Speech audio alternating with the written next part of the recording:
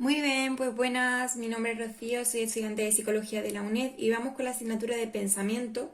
Nos vamos con el tema 7, ¿vale? Que es la toma de decisiones.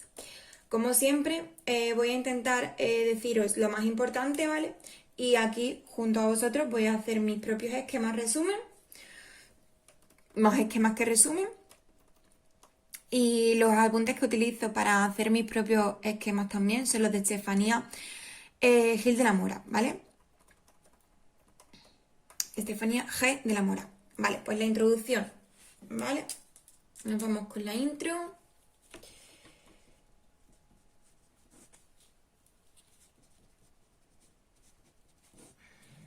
Y nos habla de pasos en el proceso de decisión.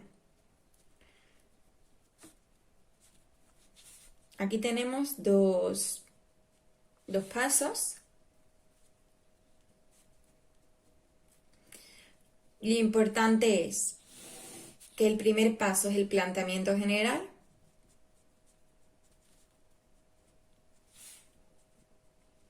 Que está determinado por las metas de la persona. Y el segundo, la generación de alternativas. Que su consideración está determinada por la accesibilidad de la información.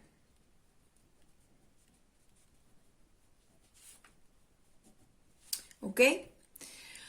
Vale, lo siguiente sería evaluar las expectativas, o sea, evaluar las expectativas de probabilidad de ocurrencia de las alternativas generadas y considerar las consecuencias de cada una. Este es un doble proceso, ¿vale? Y aquí se menciona el principio de Pollyanna, que es esa niña que siempre encontraba un motivo para ser feliz. Este lo asocia a la tendencia a la sobreestimación de las probabilidades de ocurrencia de la alternativa, ¿vale? Voy a poner aquí el Pollyanna. Esto, por ejemplo, lo encontramos un ejemplo, lo encontramos en los juegos de azar o lotería. Se sobreestima la probabilidad de que toque el premio y hay un exceso de confianza, ¿vale? Nos vamos directos al punto 2, ¿vale? Que es la teoría normativa de la decisión. Este tema tiene buena pinta, ¿eh?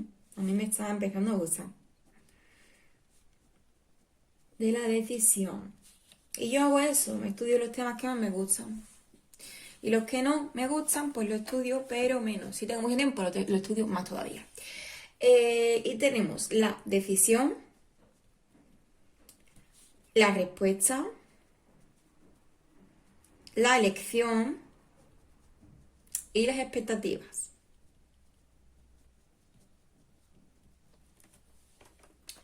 ¿Vale? En la toma de decisiones hay tres tipos de expectativas con sus tres contextos. Está la situación en la que se conocen las probabilidades,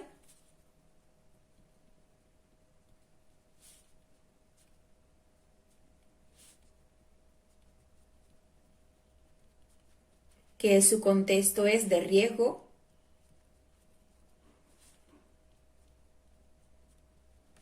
Luego, la situación en la que no se conocen las probabilidades, no se conocen, y su contexto es de incertidumbre. Por ahora todo entendible, ¿no? Fácil. Y la situación en la que hay certeza sobre las opciones.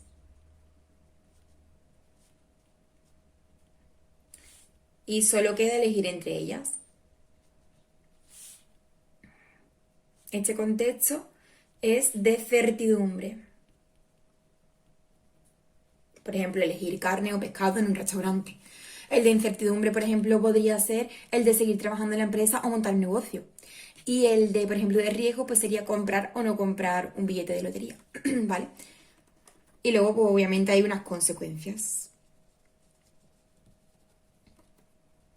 ¿Vale? Luego tenemos los supuestos de la teoría normativa.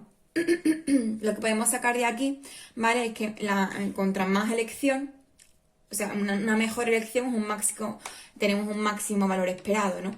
Al final. Bueno, luego de Daniel Bernoulli, ¿vale? Daniel Bernoulli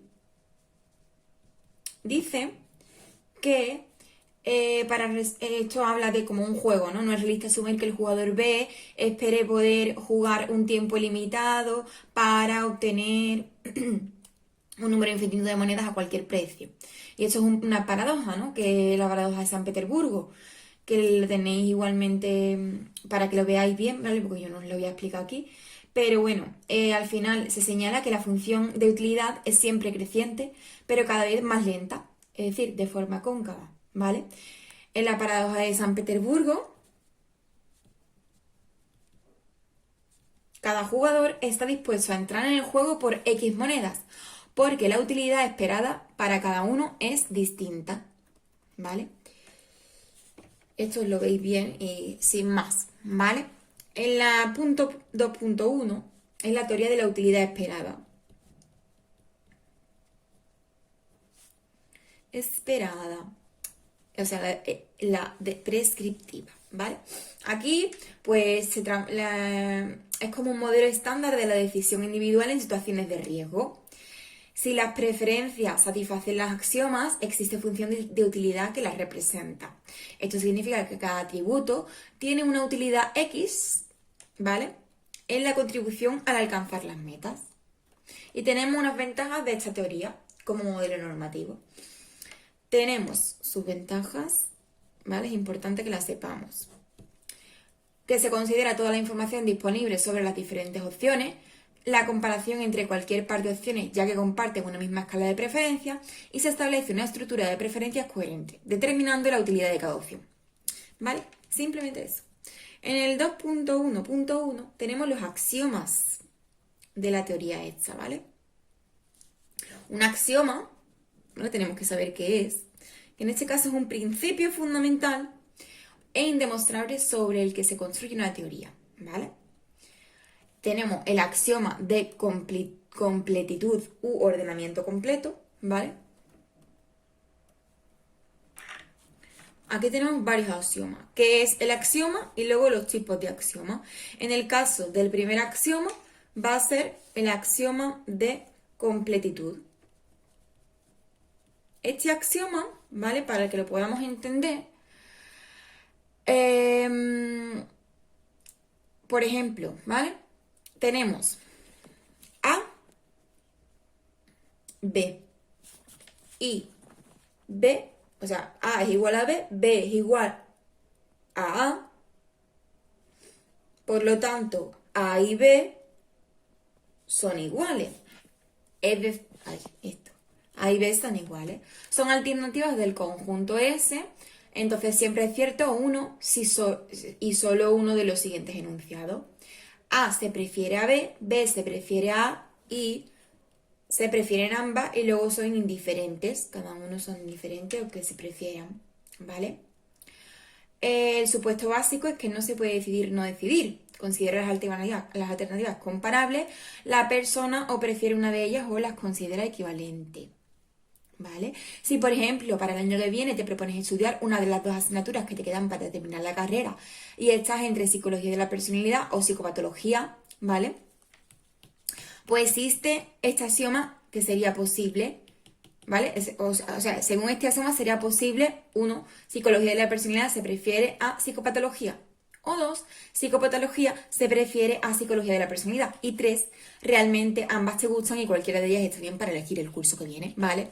Como ejemplo, ahí os lo digo. Luego tenemos el axioma de transitividad. El axioma de transitividad es que si A es B y B es C, entonces A es C, ¿vale? Porque si se prefiere la alternativa A respecto a la B y la B respecto a la C, entonces se prefiere la A respecto a la C. Si a mí me gusta más la lasaña, ¿vale? Que la pizza, pero me gusta más la pizza que la ensalada, entonces necesariamente me gusta más la lasaña que la ensalada, ¿vale? El supuesto básico de este axioma permite relacionar el orden de preferencia entre esas dos alternativas a través de la tercera alternativa común, ¿vale? Si en el restaurante el camarero me dice que no queda lasaña y me pregunta si prefiero pizza o ensalada, al responder pizza queda claro mi orden de preferencias. Veremos en el 3.1 que no se cumple este axioma, ¿vale? Luego tenemos el axioma de cierre,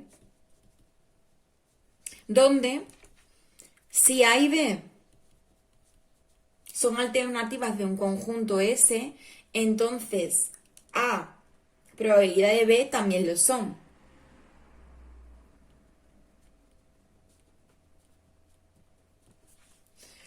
Eso es un principio matemático aplicado a la teoría de la utilidad esperada y significa que tanto A como B, como sus probabilidades, forman parte del conjunto. La probabilidad de A es P y su complementaria es 1 igual a P. Es la probabilidad de B, ¿vale? O sea, más fácil, ¿vale? Por ejemplo, para explicaros esto. Decisión. Tenemos que tomar una decisión y es la probabilidad de A y la probabilidad de B. Esto significa estudiar psicología de la personalidad y estudiar psicopatología. ¿Vale? Así más o menos lo podemos ver. El supuesto básico de este axioma sería que la capacidad de las personas para conceptualizar probabilidades asociadas con las propias alternativas. Luego tenemos el axioma de reductibilidad. Este es el que, o sea, la alternativa compuesta es aquella en la que alguna de sus consecuencias también sea una alternativa. Por ejemplo,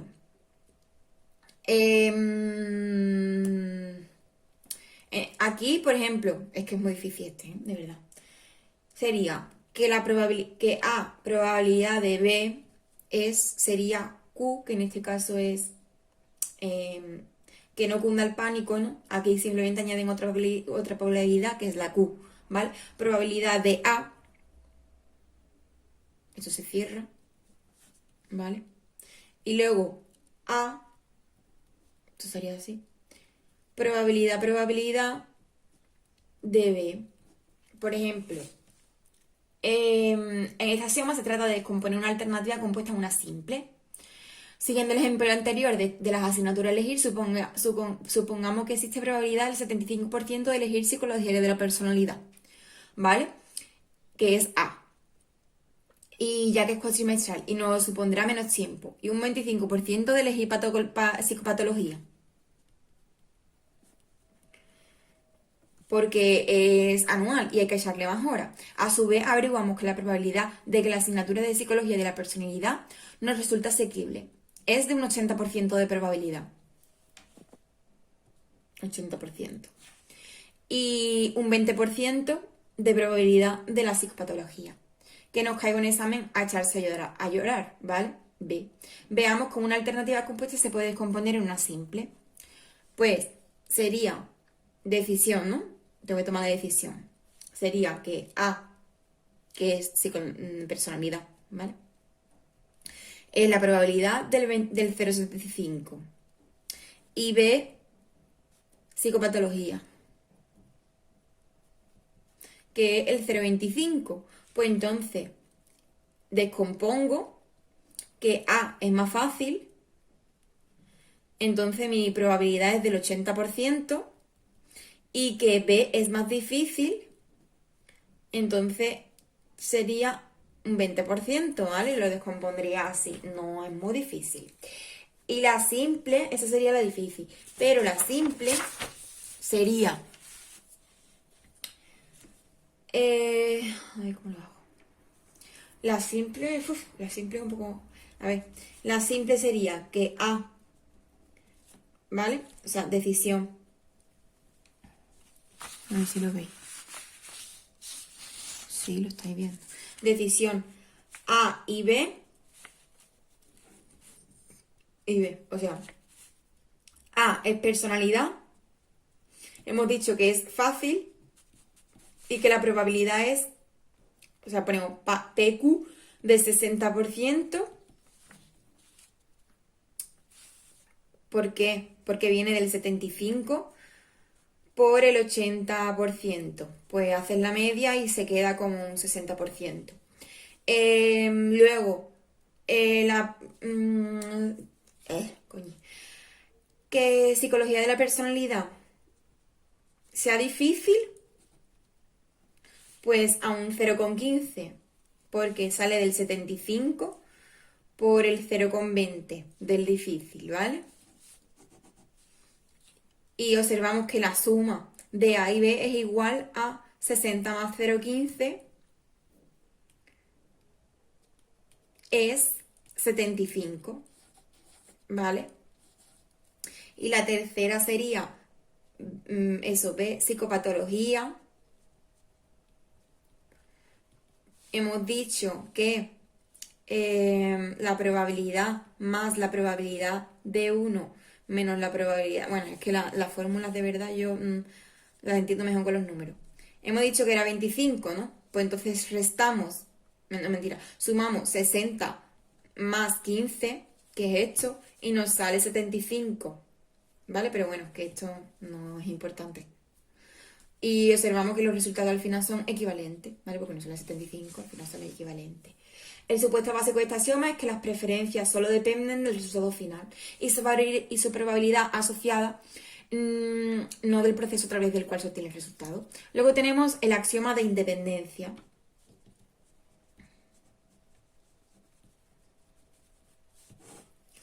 El de independencia es si A es B, si y solo si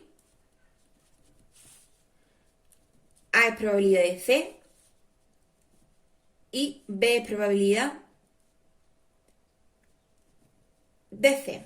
El supuesto básico, el orden de preferencia entre dos alternativas no cambia por la adición de una tercera, ¿vale? Por ejemplo, de la ensalada quedaría que si yo prefiero lasaña antes que pizza, preferiré una combinación lasaña con patatas fritas, por ejemplo, antes que pizza y patatas fritas, ¿vale? La decisión va a ser independiente de que este tercer elemento, ¿vale? Da igual. Aunque después veremos que tampoco se cumple. Luego tenemos el axioma de consistencia. Aquí nos dice que A es B, si y solo si A es igual a la probabilidad de A por B.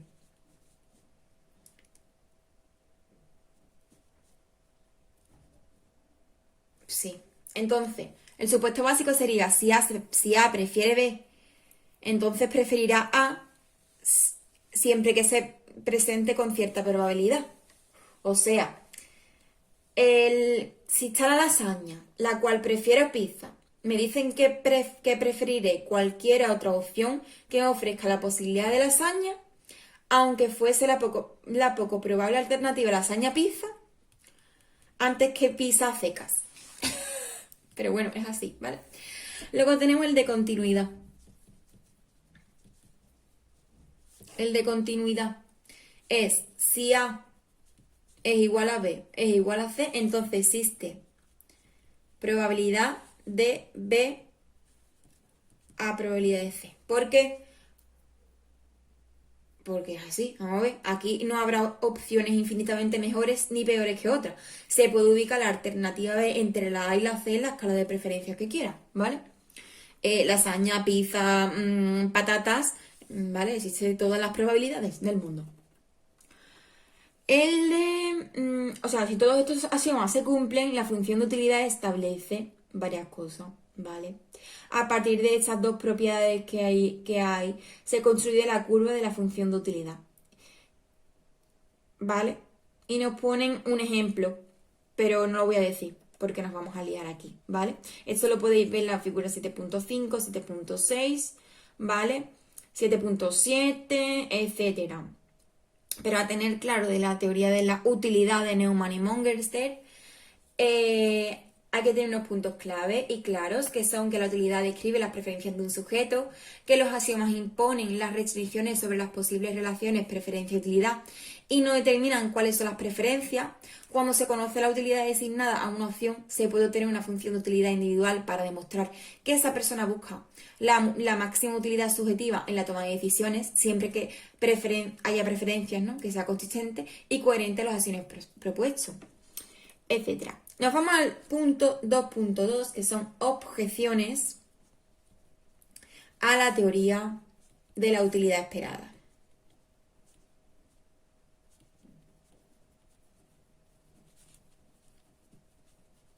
Estos son objeciones, ¿vale? Yo no los voy a decir todos. Solamente voy a decir lo importante, ¿vale? Eso lo podéis leer porque os vienen varios ejemplos, como la paradoja de Allais, os lo tenéis que saber, que es la violación del principio de independencia, donde Savage, ¿vale?, añadió un principio llamado surecín o aspecto cierto, como lo quieras llamar, que si dos alternativas comparten un resultado concreto, la preferencia alternativa será independiente del valor de ese resultado común, ¿vale?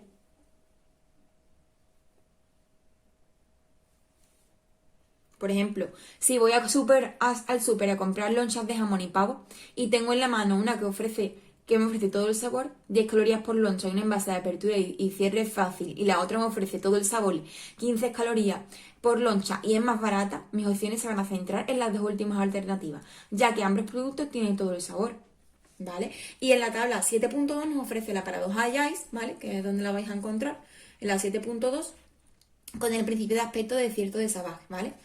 La alternativa A ofrece ganancias seguras en todas en las probabilidades. La alternativa B nos muestra cómo la apuesta estará, todo esto de la tabla que estoy diciendo, la tabla 7.2, ¿vale? Estará en la probabilidad 0,01 o la 0,10, que son las diferentes, es decir, se ha descartado el aspecto cierto o seguro del millón de euros. Y para la alternativa C y D, el aspecto seguro está en la probabilidad del 0,89, 0 euros. Luego la apuesta será en la probabilidad de 0,01 y 0,10, ¿vale? Luego tenemos la paradoja de Eichstätt. A ver si me sale. Paradoja de Eichberg, que es la violación del principio de independencia. Esta es la tabla 7.3, ¿vale? Tenéis diferentes situaciones y demás. Luego nos vamos a las teorías descriptivas de la decisión.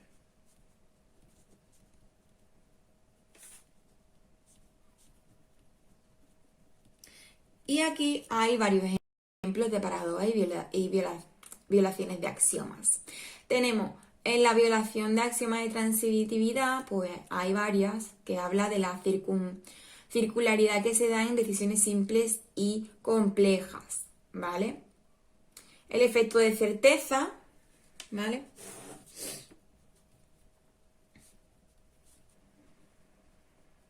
Os lo leéis. La violación del principio de invarianza.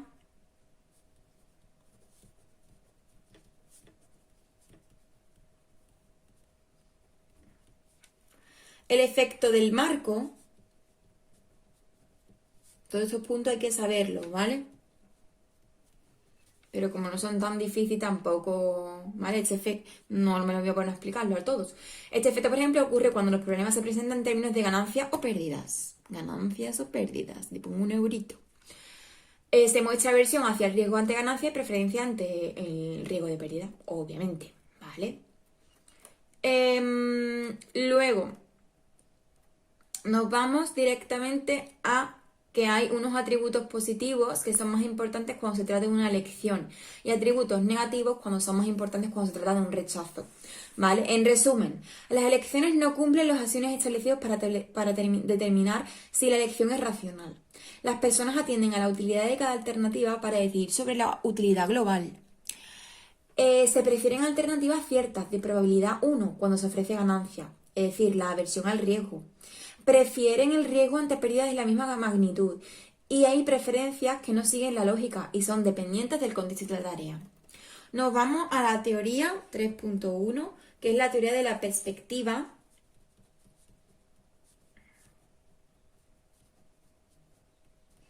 Prospectiva o expectativa. ¿Y qué es esto? Pues su objetivo es explicar la naturaleza y la preferencia de las personas que muestran actitudes diferentes hacia el riesgo, según cambian las probabilidades y según se trate de ganancias o pérdidas. Hay unos conceptos que introduce la fase de evaluación. ¿Vale? Fase de evaluación. Aquí. Y tenemos el valor, el peso de alternativas,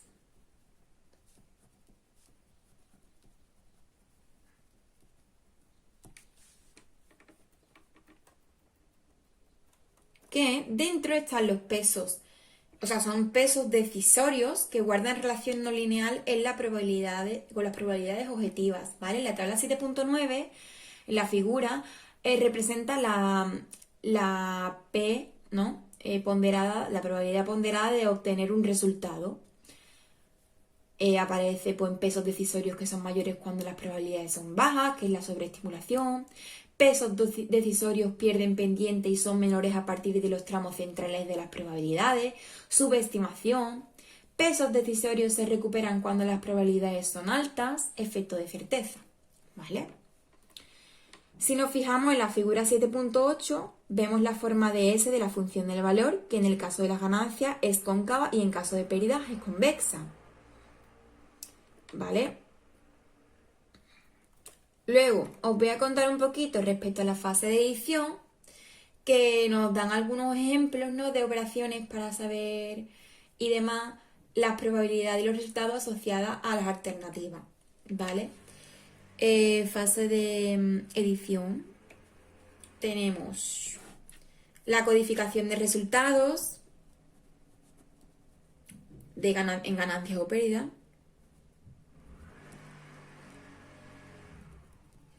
La combinación de probabilidades asociadas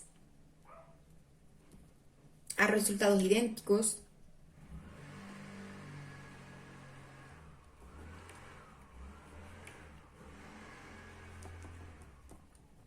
La cancelación de componentes compartidos en toda la alternativa.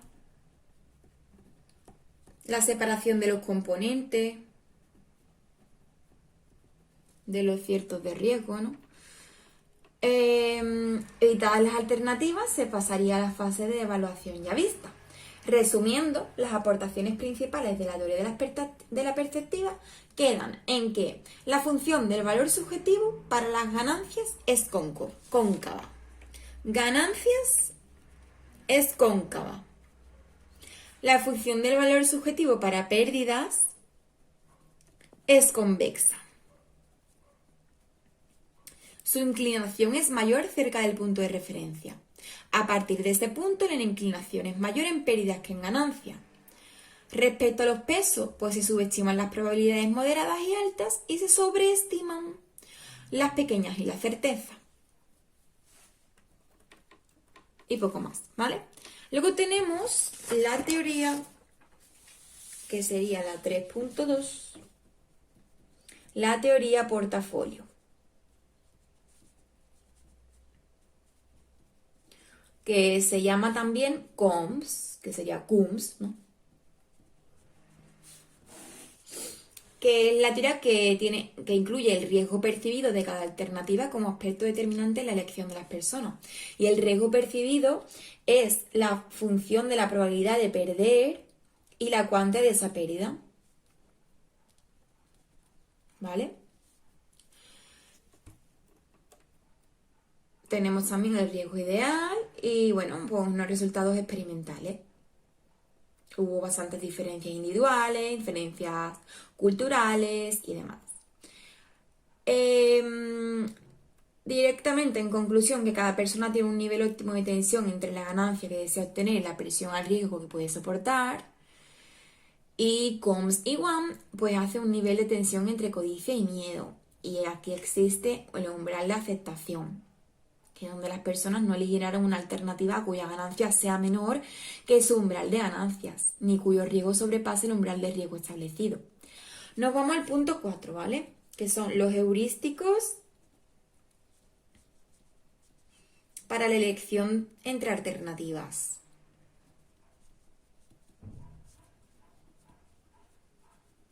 Y aquí nos hablan de los aspectos básicos del enfoque del procesamiento de la información. Aquí simplemente hablamos de Simon, de la racionalidad restringida, que ya lo mencionamos en el tema 2, pero yo no he dado todavía el tema 2 porque es más difícil. Asume las limitaciones cognitivas que conducen a elaborar modelos más simples.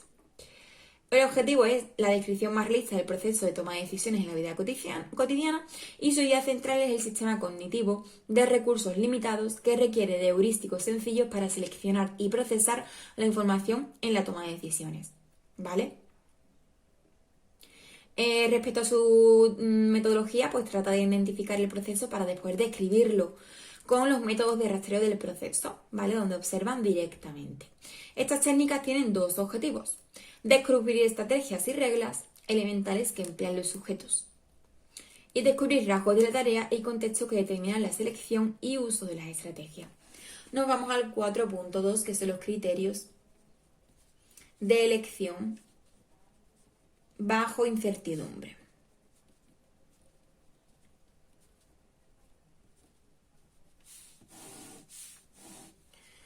Pues estas simplemente nos hablan de las situaciones de incertidumbre, ¿no? Que son las que mejor se ajustan a la toma de decisiones de la vida diaria, a las situaciones de riesgo, como las de juegos de azar, etc.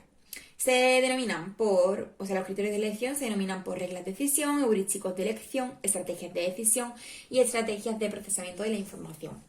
Y aquí dentro de aquí, 4.2.1, tenemos los criterios.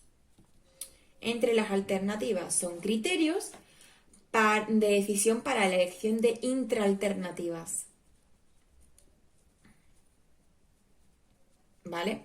Que se consideran los resultados o atributos de cada alternativa y se pasa a analizar lo siguiente: que los tres criterios disponen de tres dimensiones: compensación,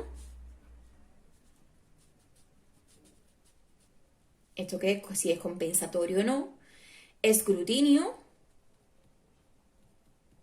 si es exhaustivo o incompleto; y el esfuerzo cognitivo o mental.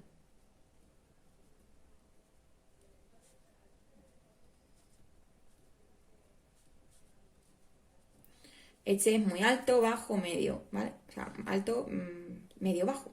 Que se puede observar en la tabla 7.5, ¿vale? ¿Qué es el criterio aditivo y lineal? Ese es el compensatorio. Mira, criterio aditivo lineal. Es compensatorio, es exhaustivo y es muy alto. Tiene ventaja, que maneja toda la información disponible y que tiene una estrategia compensatoria. Luego tenemos el criterio de la razón insuficiente.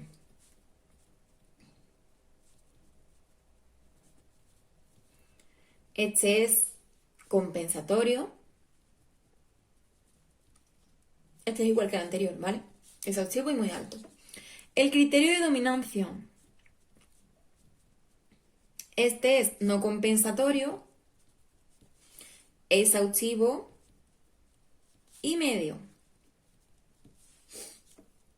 El criterio de el máximo de los máximos, que también le llaman maximax, es no compensatorio, incompleto y bajo. Luego tenemos el criterio máximo de los mínimos,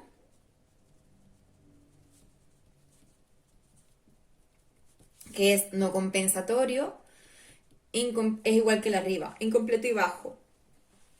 El criterio de Hurwitz es no compensatorio, incompleto y medio. Es intermedio entre las dos anteriores, ¿vale? Luego tenemos el criterio de pérdida, pérdida de oportunidades salvajes, que es compensatorio, exhaustivo y muy alto. Esta es la diferencia, representará el arrepentimiento o pérdida de oportunidad por no escoger la alternativa de mejor resultado. Tenemos el criterio de satisfacción conjuntiva, que es no compensatorio, incompleto y bajo. Se elige la alternativa que alcance el nivel de satisfacción en todos, ¿vale? El de criterio de satisfacción disyuntiva es no compensatorio, incompleto y bajo, lo mismo, ¿vale? Y el criterio de reconocimiento es igual, ¿vale? Incompleto y bajo. Este criterio forma parte de las estrategias heurísticas rápidas y frugales y requieren poco esfuerzo cognitivo. Vale, nos vamos al 4.2.2. Criterios de elección.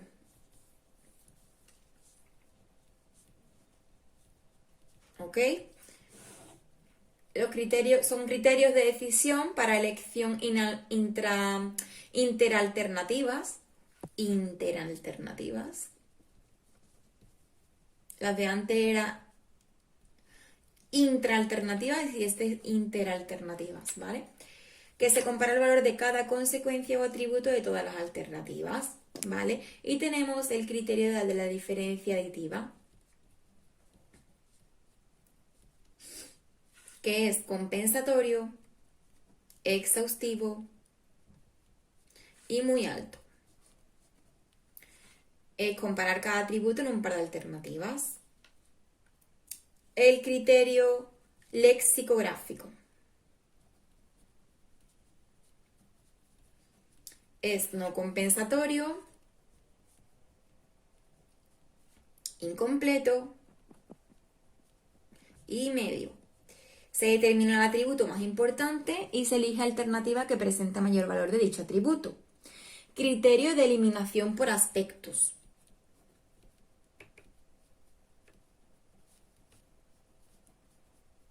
Tenemos el no compensatorio, incompleto y medio. Este es igual, ¿vale? Simplemente se establece línea de corte para el valor del atributo, ¿vale? Criterio de razón única. Igual, bueno, no, este es no compensatorio, incompleto y bajo. Y ese forma parte de los procesos heurísticos rápidos y frugales. ¿Cómo podemos elegir entre unas estrategias y otras? Pues todo dependerá del análisis de la relación coste de optimizar el proceso, beneficio de simplificarlo, de factores contextuales y de la tarea y de representación del problema, la dificultad, el tiempo, la información, etc. En la tabla 7.5 tenemos toda la clasificación de los criterios, ¿vale? Que yo os lo he hecho, bueno, aquí prácticamente igual. El 5, ¿vale? El punto 5 nos habla de algunos aspectos colaterales en la toma de decisiones.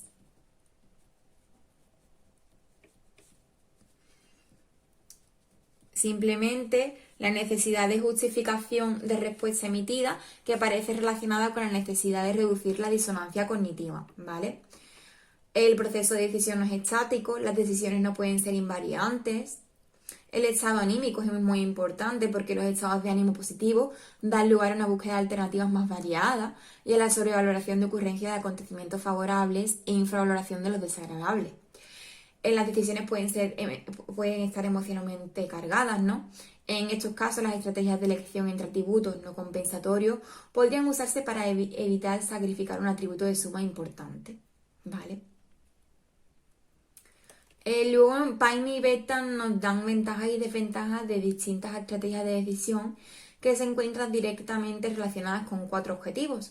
Estos aspectos han de tenerse en cuenta en la investigación y a la hora de tomar decisiones, que es maximizar la precisión de la decisión, minimizar el esfuerzo cognitivo, minimizar el impacto de emociones negativas durante el proceso y una vez tomada la decisión, y maximizar la facilidad con la que se puede justificar, ¿vale?